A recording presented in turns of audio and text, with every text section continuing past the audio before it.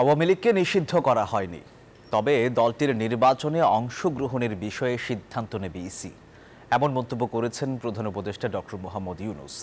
সম্প্রতি যুক্তরাজ্য সফরকালে বিবিসি ইংরেজিকে দেয়া এক বিশেষ সাক্ষাৎকারে তিনি এই কথা বলেন। আর শনিবার সেই সাক্ষাৎকারটি প্রচার করে বিবিসি। সেখানে তিনি বলেন, শেখ হাসিনার ভারতে থাকা বাংলাদেশের জন্য সমস্যা নয়, কিন্তু তার কথা বলা নিয়ে অবশ্যই ভারতের কিছু করা উচিত।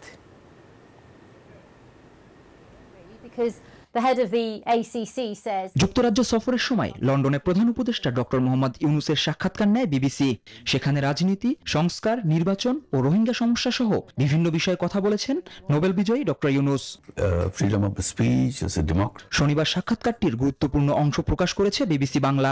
সাক্ষাৎকার গ্রহণ করেন সাংবাদিক রাজিনী বৈদ্যনাথন।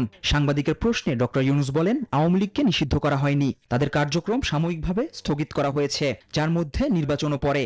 দলটি নির্বাচনে থাকবে কিনা সেটি নির্বাচন কমিশনের সিদ্ধান্তের উপর নির্ভর করছে। এটি সম্পূর্ণ তাদের এখতিয়ার। Inclusiveness doesn't mean a particular party. Inclusiveness means participation of all people.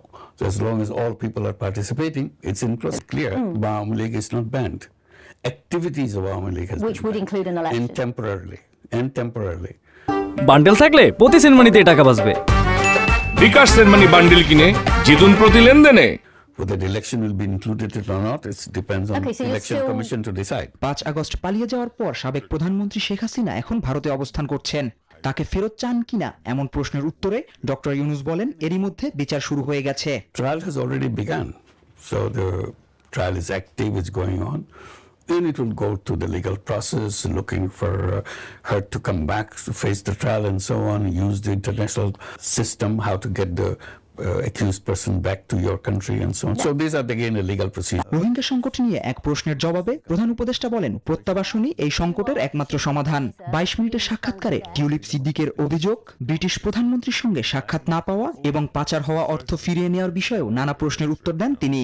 In a court matter, court will decide that enough materials are available to pursue the case or cancel.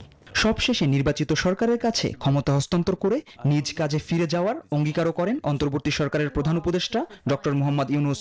No retire, go back to my work. Zubair Rajin, desk report, news 24।